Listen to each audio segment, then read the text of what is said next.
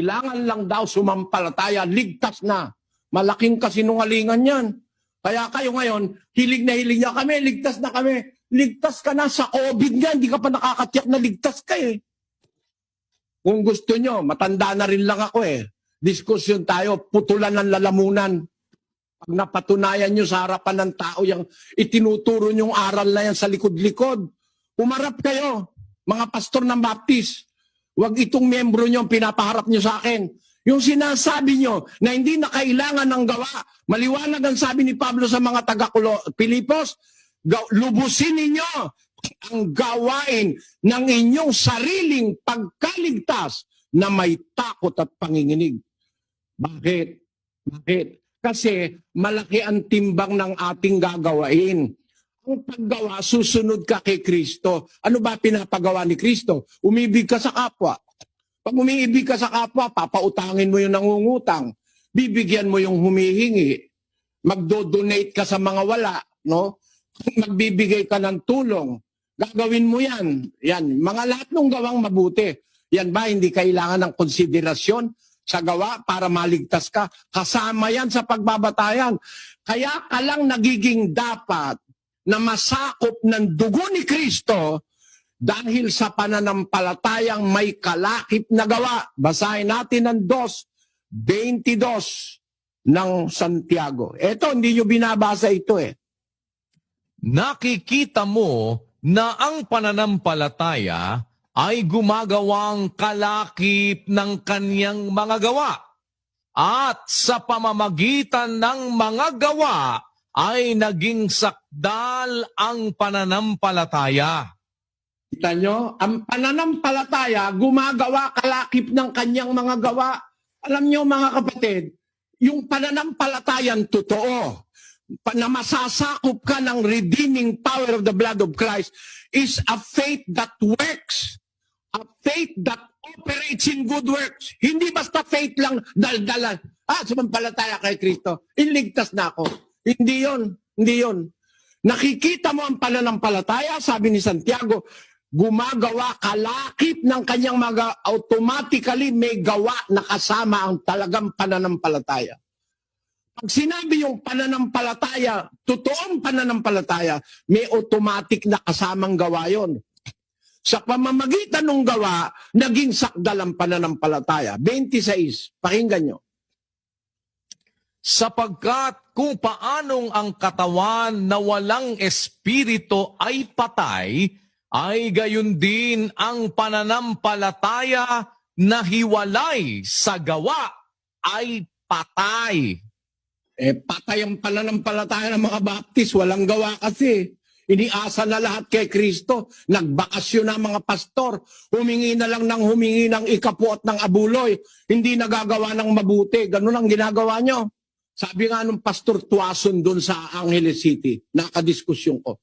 Ibig mo sabihin, pag sumampalataya ka, ligtas ka na forever? Oo raw. Kahit mangalo niya ka, oo ika. Ha?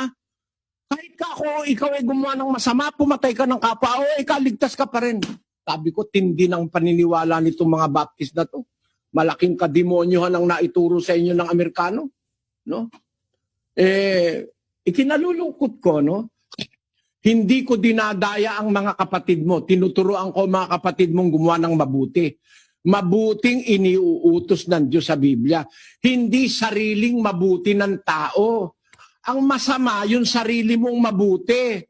Yun ang sinasabi ni Pablo sa 3:5 ng Tito. Pakinggan nyo. Na hindi dahil sa mga gawa sa katwiran na ginawa nating sarili. Hindi dahil doon sa gawa na ginawa mong sarili. Sarili mo lang gawa, sarili mo lang ideya, sarili mo lang katwiran. Hindi dahil sa gawa ng sa katwiran na ginawa nating sarili, kundi ayon sa kanyang kaawaan ay kanyang iniligtas tayo sa magitan ng paghuhugas sa muling kapanganakan at ng pagbabago sa Espiritu Santo. Ayan ang sabi sa Biblia. Hindi yung gawa ng katwiran ng ginawa mong sarili. Pero yung ginawa mo, kasama mong ginawa ni Kristo. Kasama kang gumawa ni Kristo. kasama kang gumawa ng Diyos. Sasabihin mo, di na kailangan yon, katarantaduhan yan. Kaya alam nyo, mga kababayan, yung aral ng Baptist, napakalaking pagkakamali niyan. Napakalaking pagkakamali nyo na umanib kayo dyan sa relihiyon na yan. Na ang itinuturo kakontra ng sinasabi ni Kristo. Ang sabi ni Kristo, gagawa tayo. Hindi tayo pwedeng walang gagawin. Sasampalataya ka lang, ligtas na. Kung totoo yung ba't sinasabi ni Pedro, idagdag nyo sa pananampalataya nyo ang kagalingan. Sa kagalingan, idagdag nyo ang kaalaman. Sa kaalaman, idagdag nyo ang pagpipigil. At sa pagpipigil ay pagtitiis. Pagtitiis ay ang kabanalan. At sa kabanalan ay ang mabuting kalooban sa kapatid. Ang mabuting kalooban sa kapatid ay pag-ibig. Tapos, ang wala ng bagay na ito, bulag. Tanyo? Kaya kailangan may faith, tama, doon nag-uumpisa. Pero hindi hanggang doon lang. There are things beyond faith that we have to execute in our lives. And that is following the will of God, doing good things with Christ and with God Himself. Kailangan natin ng gumawa kasama ng Diyos. Meron siyang ipinapagawa. Ikalawang Timoteo 3:17. Pakinggan nyo mga kababayan. Upang ang tao ng Diyos ay maging sakdal, tinuruan Maliligtas. Paano ka maliligtas? Ang tao ng Diyos upang maging sakdal. Kaya ka maliligtas kung nasakdal ka eh. Ang sanctifying na grace ay yung dugo ni Kristo. Pero para mag-apply sa'yo yung dugo ni Kristo, upang ang tao ng Diyos maging sakdal, tinuro ang lubos sa lahat ng mga gawang mabuti.